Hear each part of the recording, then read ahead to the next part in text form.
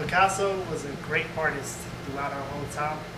So I know he had a lot of contributions to the world. He had a lot of contributions to the world that we'll be able to enjoy today. And let's just say if Picasso wasn't allowed to distribute his creations based on discrimination and racism, that would be kind of messed up, I think. And so let's just be thankful for one. And also, if that was true, the whole outlook of art that we experience today would be completely different. And let's just be thankful that the closed-mindedness of people is not a part of our permanent DNA. And so what I want to talk to you about today, and the group that kind of exhiberated that type of movement, was the name is the Harlem Renaissance. The Harlem Renaissance is a group of artists around the 1900s that were Black artists that created art that expressed their true feelings about the universe and throughout the nation. The reason I feel like I'm good talking about this topic is because I'm an African American historian. I like to research African American history. The last couple of years, that's very influential to me and very something I really like to look up. And also, I took an African American history course, so I feel like those two in combination gives me good values to talk about this topic. So what I want to talk to you about today is the history of the African American, the Harlem Renaissance, and then talk about the significance of their contributions. African American, the Harlem Renaissance basically transferred whole different types of creations to our public to let us know that the feelings of African Americans that they had during slavery and after slavery.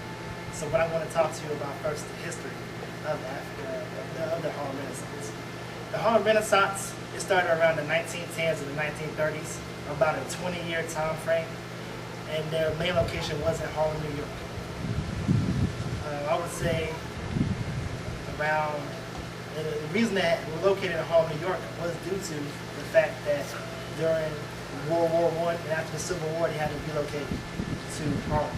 And there was an estimated 80,000 people in that area when they relocated Harlem around 1950. And one of the keystones to the Harlem Renaissance was a hotel called the Marshall Hotel, ran by an African American named Jimmy Marshall.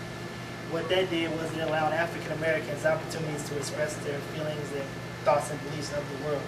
Because before, they wasn't allowed to be in the white neighborhood because they were sanctioned off by white individuals. So Jimmy Marshall had a hotel to let them elaborate on their experiences and feelings. And it actually was closed down in 1913 due to new laws that were created in Harlem and this in New York in general. But that still had a good effect on the world just because it allowed, that hotel allowed any type of person to view their experiences. African Americans, Caucasians, anybody of any ethnicity can view their aspirations. So that allowed them to express their feelings to the world.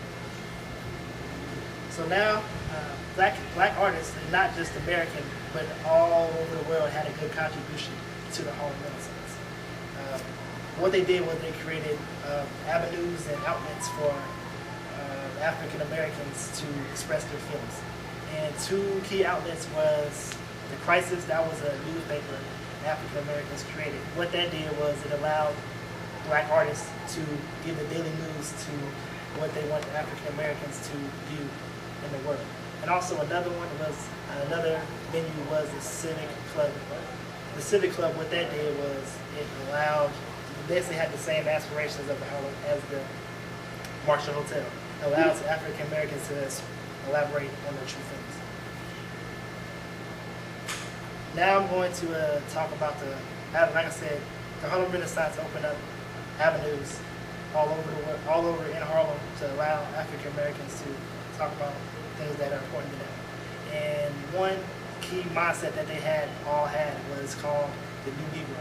What the New Negro is a mindset that instills freedom, unity, and just talks about the trials and tribulations they experienced throughout the world. And one of the two things they would like to express was the slavery, the pain of slavery that they got through slavery, and also trying to prove their relevance in the world due to the creation that they've given to the public.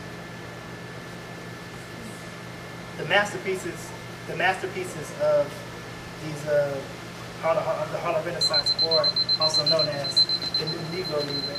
What that does, the masterpieces basically allow new opportunities for African Americans and Black artists in general to talk about topics that honestly before the Harlem Renaissance they would not have been allowed to talk about. I'll say one of the biggest things is pretty obvious recently. Like back before the Harlem Renaissance had occurred, if an African American talks about racism, basically talks negatively about a Caucasian, they would basically get killed. Point blank period. So let's be thankful. I'm pretty thankful that they went to the trials and tribulations to allow me or anybody in general to actually act on the law of freedom of expression, because that is something that we all can incorporate and we all can witness. So I'm just glad that they were able to do their repercussions of what they did and allow me to speak to them.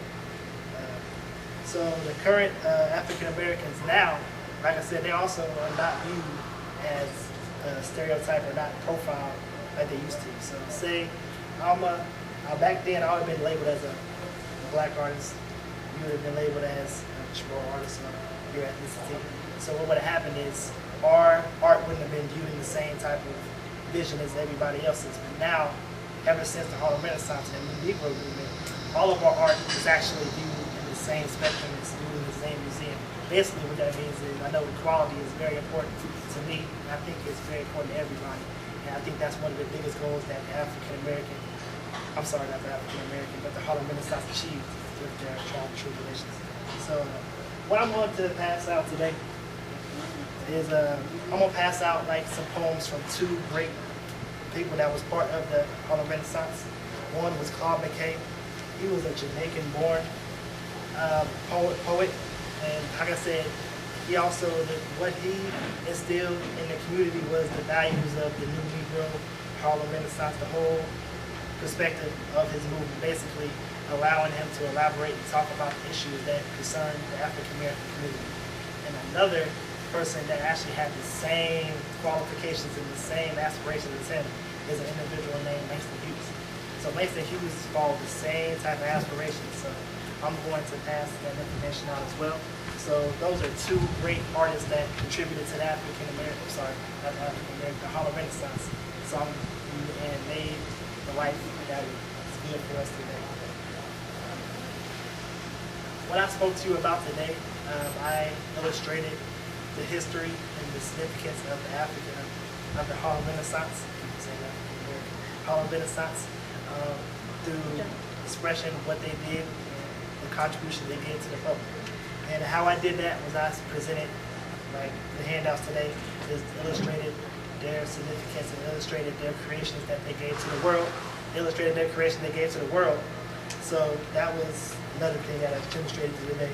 And it's under this elaborated on how their creations and the repercussions of their contributions is what makes this world basically visible. So I'm going to talk about what I talked about at the beginning, Picasso. Like I said, what if he wasn't able to do his artistic expression without discrimination? Basically, that's stripping somebody's creativity. And I think creativity is what makes every individual significant and makes them good people. So allowing them to, you would have stripped me of my creativity or anybody else, I think the world that we're looking at today would be different. Okay? My name is Kyle Mitchell, and that's my invitation, so I was